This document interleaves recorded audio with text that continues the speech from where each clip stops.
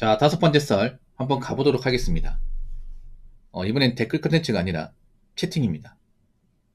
우리 러너비님께서 채팅을 적어줬습니다. 일단 채팅 주제 주셔서 정말 감사합니다. 일단 채팅 주제부터 먼저 읽어볼게요. 저는 이해 안 되는 게 올 500에서 600 벌면서도 돈 없다는 게 이해가 안 됩니다.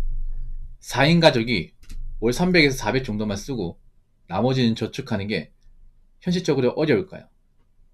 애들 사교육 많이 시킨다고 노후대비 못하는 건 문제 있다고 생각합니다. 라고 적어졌습니다. 근데 이게 미혼 남자 입장에서는 충분히 이렇게 나올 수 있어요. 네. 결혼을 하지 않은 분들 입장에서. 저도 이렇게 생각하는 적이 있거든요. 뭐냐 하면, 아니 나는 결혼하신 분들 보면 맨날 뭐 돈 많이 버는데, 아, 네, 알겠습니다. 고맙습니다. 아니, 결혼하는데 돈도 적게 버는 게 아닌데, 왜 항상 돈이 모자라다는 거지? 결혼 안 한 사람 입장에서는 충분히 이렇게 얘기할 수 있거든요. 근데 이런 말을 많이 해. 왜냐하면 여러분들 일터 같은 데서 이제 일하다 보면 왜 결혼하신 분들 있잖아요. 그런 분들 보면 항상 입버릇처럼 얘기하는 게 돈을 적게 버는 게 아니라 돈이 모자르다. 그런 말을 많이 해요. 그런 말을. 네. 그래서 미혼 입장에서 이해가 안 돼. 아니 돈을 어디다 쓰는 거야? 여자가 돈을 함부로 쓰나? 아니 솔직히 남자 혼자면 500이면 진짜 떵떵거리게 사는데 이런 생각 하거든요.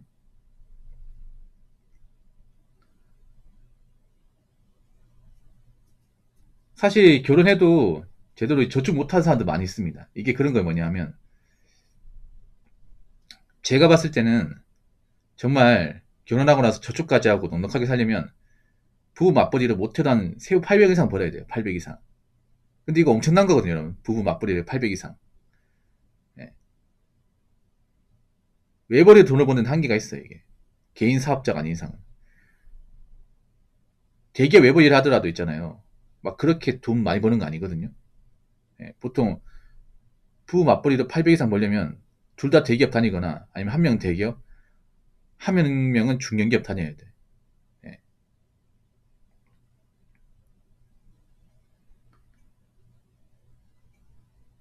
그 정도는 벌어야 이제 애도 키우면서 좀 저축도 가능해요. 근데 이게 사실 틀린 말은 아니야. 예, 결혼한 분들 입장에서. 그럼 왜 이제 매달 한 500 이상 버는데 왜 돈이 모자랄까? 이게 사실 여자분들만의 문제는 아니에요. 여자분들 중에 좀 그런 사람도 있거든. 이제 남편이 버는 돈 좀 헤프게 쓰는 사람 좀 있는데 모든 결혼하신 여자분들이 다 그런 건 아니에요. 예. 이유가 있어요, 이게. 보통 미혼 남자들 이렇게 생각하잖아요. 여자 잘 만나가지고 여자가 돈 함부로 쓰니까 돈이 모자른 거다. 이렇게 생각하는 분들 분명히 있어. 근데 꼭 그런 것만은 아니에요. 물론 그 여자분도 좀 있는 건 사실입니다. 예. 뭐 남자 힘들게 버는데 그 돈을 막 쓰는 사람도 있어요, 이게. 근데 왜 달에 500씩 이상 버는데 돈이 모자랄까 생각해보면 그게 있어요. 뭐냐. 보통 결혼하신 분들은 대부분 아파트에 삽니다. 아파트에. 구축이건 신축이건 간에. 근데 다 대출을 받고 아파트 들어가요. 예. 이게 뭐냐. 왜 달에 500 이상 버는데 돈이 모자랄까. 예. 그런 분들 보면 대체로 아파트 대출금들. 그거 아시기 바랄게요. 지금 결혼하신 분들은요, 사실상 대출금 없는 아파트 사는 분이 없어요. 예, 없어요. 보통 혼자 사는 분들은 아파트에 사는 사람도 있겠지만, 아파트에 안 사는 사람도 있잖아요. 우리 저 러너비님 같은 경우에도 아파트가 아니라 지금 원룸에 살잖아. 근데 보통 자녀 키우는 분들은 아파트 들어가는 경우가 많거든요. 뭐 빌라에 사는 경우도 있지만 아파트 들어가는 경우가 많아. 그럼 아파트 살려고 하면 돈이 모자라요. 그럼 어떻게 하겠습니까? 대출을 받아야겠죠. 대출을 많이 받습니다. 예. 구축 아파트를 하더라도 못해도 한 1억 이상 받았을 거야. 그러면 만약 신축으로 들어가면 한 3억 플러스 알파까지 받았을 거예요. 많이 받았죠. 대신에 그런 거 있어. 보통 신혼부부가 하면 그나마 저금리로 대출을 해주는데 그래도 좀 빡세긴 해요. 만약에 뭐 아파트 좀 좋은 아파트로 만약에 9평타입 아파트로 들어갔다. 그러면 요즘에 광역시를 하더라도 9평타입 신축이면 5억 넘거든요. 넘으니까 자기들 가지고 있는 돈 모아도 한 2억 언저리밖에 안 돼. 그럼 남은 돈 대출 받아 들어갔겠지. 그럼 이제 그 돈을 매달 갚아야 되잖아요. 그러면 원금 이자까지 하면 달에 한 200은 그냥 나가요. 숨만 쉬어도. 예. 거기다 관리비까지. 9평타입 아파트면 관리비가 한 25에 30만 원 나온다 보시면 돼. 겨울이면 좀 더 나올 수 있습니다. 집마다 좀 틀리겠지만. 예. 아파트 대출금의 관리비까지 하면 500 벌면 거의 절반이 나간다 생각하시면 돼. 이게 아파트도 어떤 아파트에 사느냐에 따라서 대출을 얼마나 받느냐에 따라서 그 매달 나간 대출금 이자가 좀 다르긴 한데 뭐 예를 들어서 한 2억 정도 받았다 치면 제가 봤을 땐 달에 못해도 한 150만 원 플러스 알파는 나갈 거라 생각합니다. 대출금 갚는 데만. 예.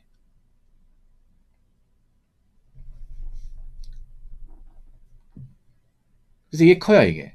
만약에 아파트를 있잖아요. 아파트를 만약에 대출금 없이 만약에 그냥 이제 들어갔으면 그나마 다행이에요. 근데 그런 분들이 진짜 없어요, 이게. 서울은 아예 없다 생각하시면 돼요, 서울은. 서울하고 수도권은 없다 생각하시면 돼요. 왜냐면 집값 비싸잖아요, 이게. 예. 그래서 가장 부러운 사람 누군지 아세요? 결혼하신 분들이 가장 부러워하는 사람이 대출 안 받고 아파트 구입한 사람 제일 부러워해. 왜냐면 이런 압박이 없으니까. 이 돈 안 내니까. 이 돈 내고 안 내고 차이 정말 크거든요. 이건 결혼하신 분도 알까, 이게.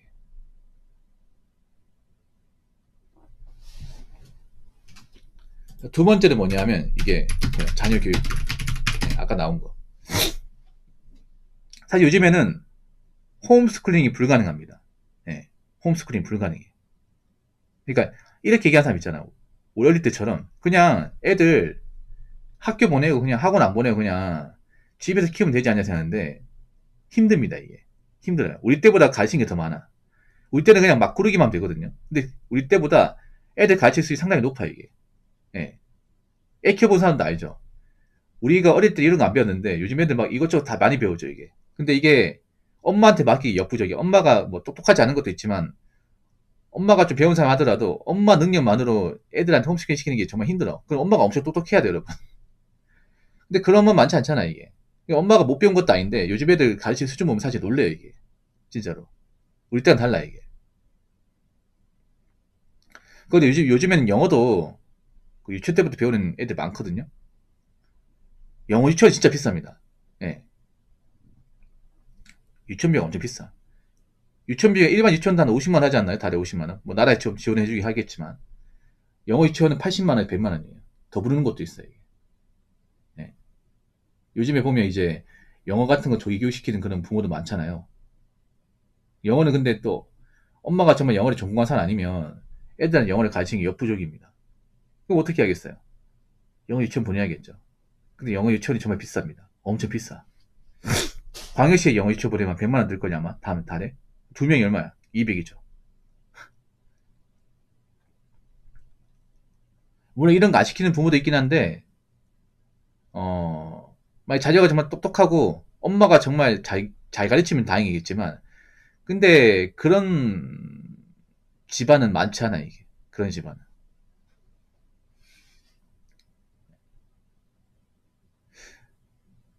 이런 게 커요 이게. 이 두 개만 해도 나가는 게 많아 이게.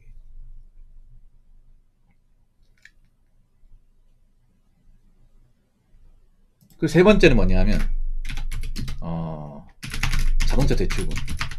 요것도 있어. 다 대출이야 이게 보면. 여러분 보면 결혼하실 때 카니발 몰잖아요. 절대 일시불 못 삽니다. 다 할부일 거야 아마. 가정 있는 분들이 카니발 많이 끄잖아요. 근데 저 많은 카니발이 다 일시불로 샀을 거라 생각하십니까? 아니요, 할부, 할부. 돈 많은 집안이면 뭐 선수가 얼마 넣는다거나 일시불로 샀겠죠. 근데 평범한 집안에 남자가 카니발 샀다고 하면 거의 대부분 할부입니다. 할부. 요즘 카니발 비싸잖아. 카니발 뭐 6인승짜리 하부모델 뽑다 하더라도 5천만 원 들 거냐 아마? 근데 이게 뭐 차가 필요한데 가지고 있는 돈이 없어. 애가 크다 보니까 큰 차가 필요해. 차를 바꿔버렸어요. 덜컥. 근데 돈이 없네? 할부를 샀어요. 그럼 매달 나가는 돈만 해도 거의 한 100만 원 넘게 나가겠지. 물론 모든 결혼하시면 다 이렇게 살진 않을 거야. 그냥, 그냥 제가 생각해 본 겁니다. 예, 결혼하신 분들 좀 나중에 댓글 좀 달아주세요. 얼마 나가는지. 이게 그런 거예요. 뭐냐면, 무조건 와이프가 돈을 많이 쓰기 때문에 뭐 이만큼 나간다 볼 수는 없어요, 이게. 예. 사실 옛날보다 나갈 수율이 많이 높아졌어요, 옛날보다. 우리 어릴 때만 하더라도 그냥 우리 어릴 때 그냥 밥만 제때 해주면 끝이었단 말이죠. 예. 그냥 밥만 제때 해주고 밥 굶기지만 않으면 알아서 큰다. 근데 요즘 애들 그렇게 안 돼, 요즘 애들은. 예. 요즘 애들 그렇게 안 돼. 그냥 자유롭게 키우면요. 학교 생활 적응 못 해, 이게.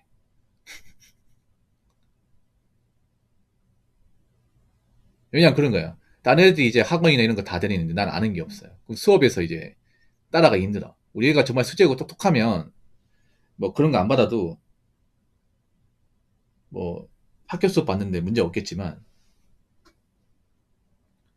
요즘은 내가 우리 애를 키우는데 사교육 안 받아. 우리 애가 별로 똑똑하지 않아. 그러면 못 따라가, 이게.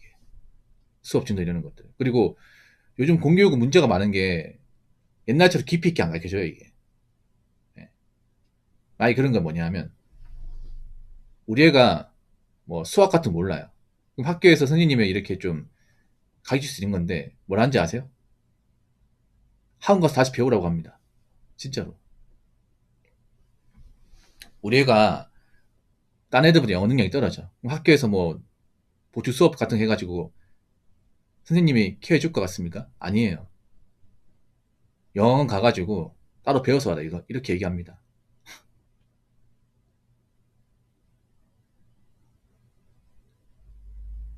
그래서 옛날하고 좀 많이 달라요, 이게. 저도 이게 좀 이해가 안 되긴 한데 이런 차이가 분명히 있다 하더라고요, 이게. 그러니까 사교육에 돈을 쓰는 부모 심정도 이해는 돼요, 이게. 예. 근데 너무 크지, 이게. 예. 그만 공격의 힘이 많이 약해졌습니다, 이게. 예. 그래서 제 생각이 분명히 좀 돈이 많이 나갈 것 같긴 해. 근데 이렇게 돈이 많이 나갔는데 참 힘들죠, 맞죠, 여러분? 이렇게 돈이 많이 나가도 정말 잘 살면 다행이지만 우리나라 결혼 문화가 문제 많다 보니까 이게. 네. 만약에 4인 가족이 월 300만 쓰고 저축하려면요, 어떻게 해야 되는지 아세요? 일단 외식 절대 하면 안 돼요. 외식 같은 거. 밖에 나 밥 사 먹으면 안 돼. 예. 그 사기업은 정말 최소한을 하는 거야. 기본적인 것만 하는 거예요. 옷 같은 거 있잖아요. 무조건 중고로 사야 돼. 중고나 당근마켓 무전함 같은 걸로 사야 된다. 신상 살 생각하면 안 돼. 폰 요금도 가장 기본적인 거 사야 돼. 알뜰 요금제 해가지고.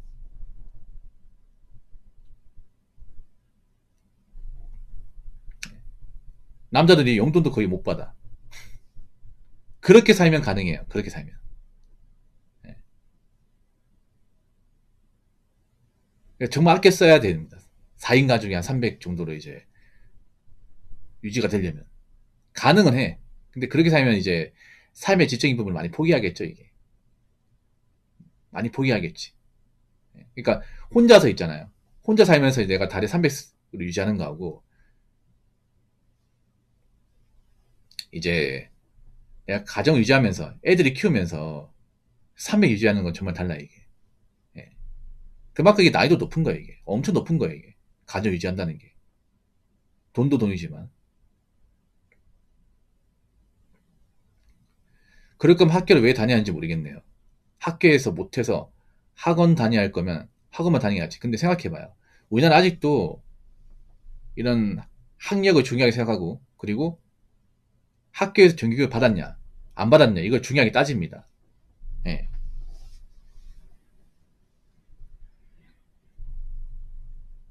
졸업증 따는 거 아니면 학교 다니는 의미를 모르겠다고. 근데 그만큼 졸업장이 또 무시 못해요, 이게. 왜냐면 평생 남잖아요, 이게. 왜냐하면 그런 거잖아요. 우리 학교를 다녔다는 거는 그래도 단체 생활에 정상적으로 했다는 거잖아요. 근데 내가 학교 생활에 적응 못해서 뭐 자퇴를 했어요. 그러면 보통 우리나라에서는 그런 사람을 좋게 보지 않습니다. 정말로. 알잖아요, 여러분. 옛날부터 이 자퇴를 하는 사람 시선이 곱지 않습니다. 아니 학교 생활도 부족했는데 당장 직장 생활 잘할 수 있냐고.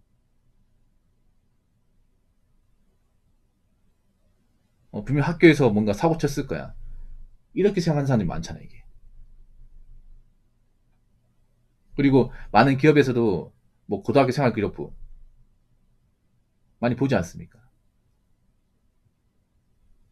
근데 이 사람은 학교 생활의 기록이 없어요. 그럼 이런 사람 못 믿고 뽑아야 됩니까? 객관적으로 증명된 게 없는데. 네. 아무리 시대가 변했다 하더라도 그 초등학교, 중학교, 고등학교는 정상적으로 다녀야 됩니다. 웬만하면 다녀야 돼. 아무튼 결혼하신 분들 고생이 많네요. 고생이 많네. 그래도 너무 쓸데없는 안 썼으면 좋겠습니다. 쓸데없는 거. 그리고 그 결혼하신 여자분들 있잖아요. 너무 애들한테 학원만 자꾸 보내진 않았으면 좋겠어요. 학원을 보내지 말라는 게 아니라 정말 기본만 보내는 거죠. 남들 보내니까 우리 자식도 보내야겠다. 이렇게는 하지 않았으면 좋겠습니다. 예. 그리고 지금 아마 결혼하신 분들이 제일 부담이 클 거예요. 혼자 사는 분들보다. 나간 돈이 많다 보니까.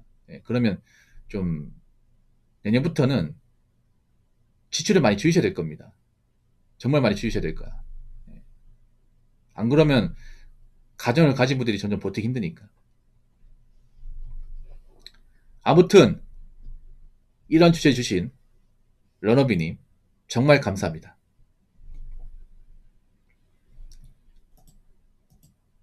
자, 이상으로 5번째 썰 마치도록 하겠습니다.